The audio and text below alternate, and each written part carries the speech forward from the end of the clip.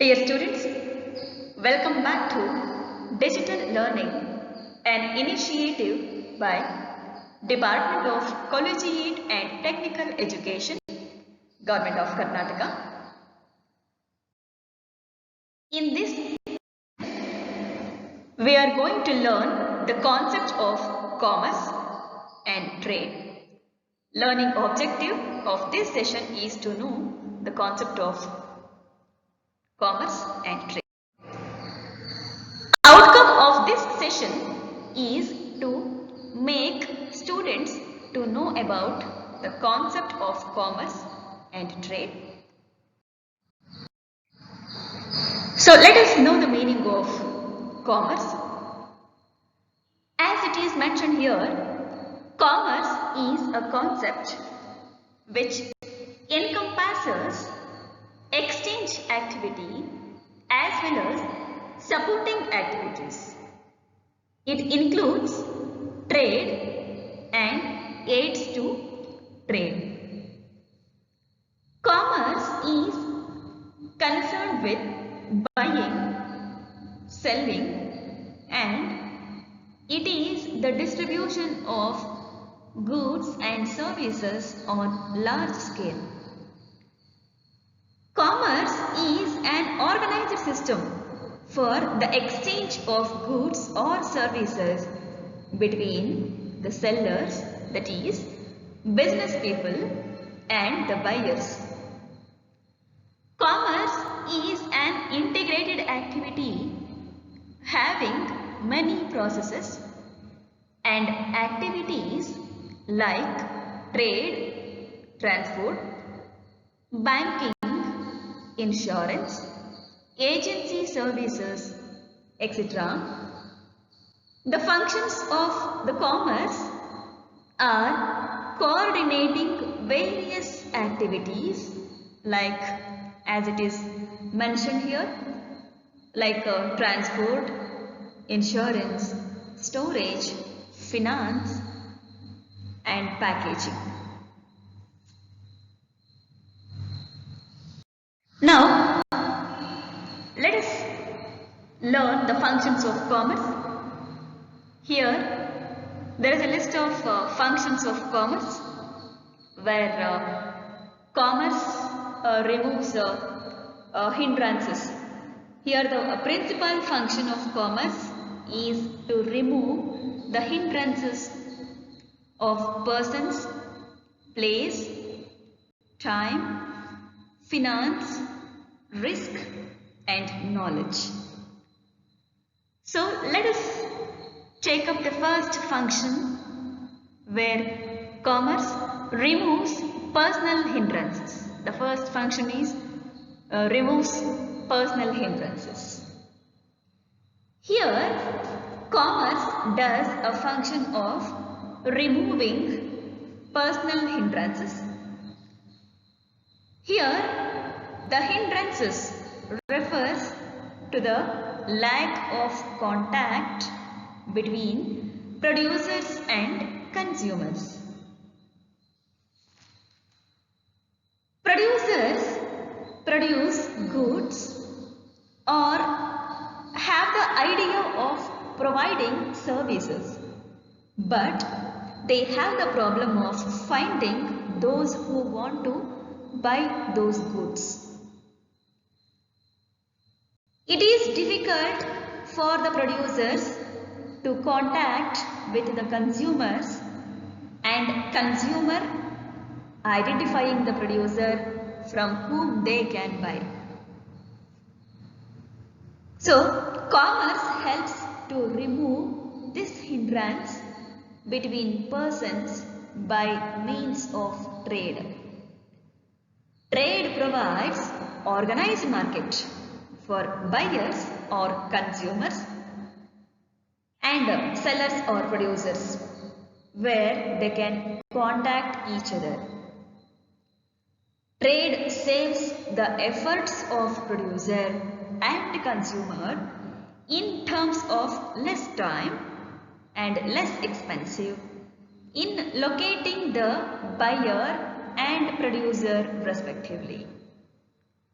So with the help of trade, commerce removes the personal hindrances between the producers and the consumers. So now let us take up the second function of commerce, that is where commerce removes place hindrances. The second function is removes place hindrances. Producers are located or situated in a place which is economical in business terms. They may locate in one state and have consumers in various parts of the country or the world. So the major problem which is faced by business people or producers is sending goods to different customers or markets who are living in various states in a country or across the world. So here packing, transportation and insurance are the useful means of avoiding place hindrances. So here the place hindrances are avoided by, are reduced by packing, transportation and insurance. So let us take up the next third function of commerce, that is removes time hindrances. Nowadays goods are produced in large quantities in anticipation of future demand. When a producer produces goods assuming future demand, then the goods must be stored in a safe place to be sold later. There is a time gap between the production of goods and the sale of goods. So it becomes necessary to store the goods in warehouses. So being a part of commerce, warehouses solve or remove the hindrance of time between production and the consumption. So warehouses, being an integral part of commerce, removes the time hindrances between production and the consumption. So now let us take up the next function where commerce removes finance hindrances. Here the business firms or the manufacturers or producers need finance for producing goods. Since goods are produced on the receipt of price worth from buyers, goods are produced on the assumption of future demand and they need to be stored to be sold later. Here there is a need for financing business activities. So the finance hindrance of finance is removed by banks by providing industrial and working capital finance. Here financial assistance will be provided by banks to business people in various ways and means. And the next function is removes risk hindrance.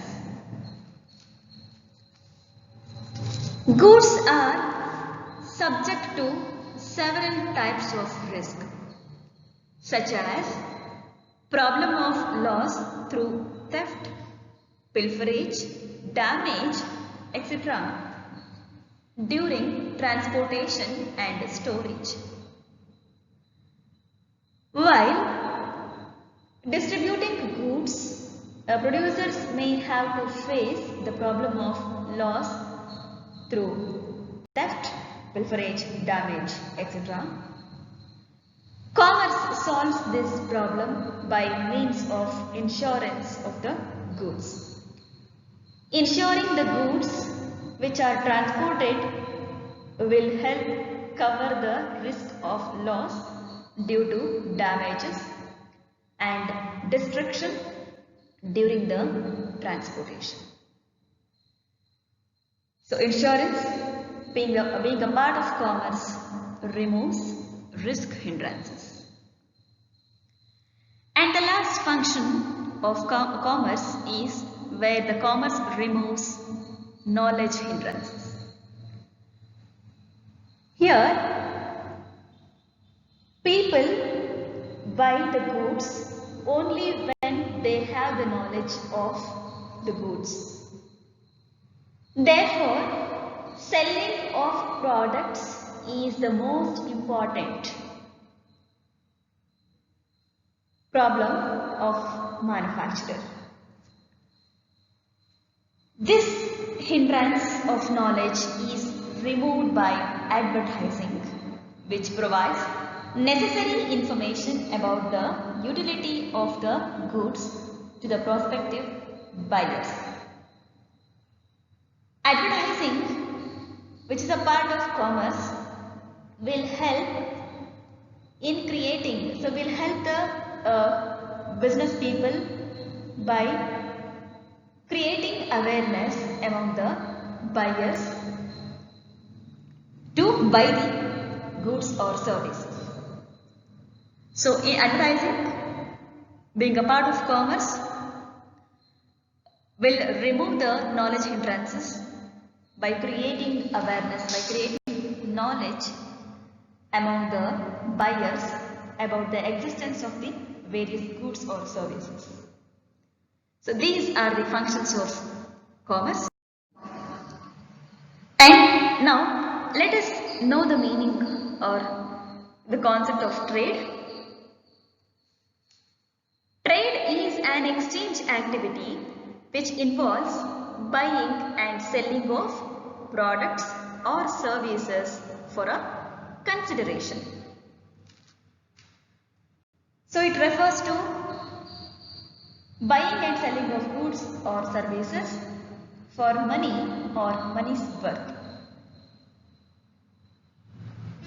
It is a process through which buyers and sellers meet in a common place.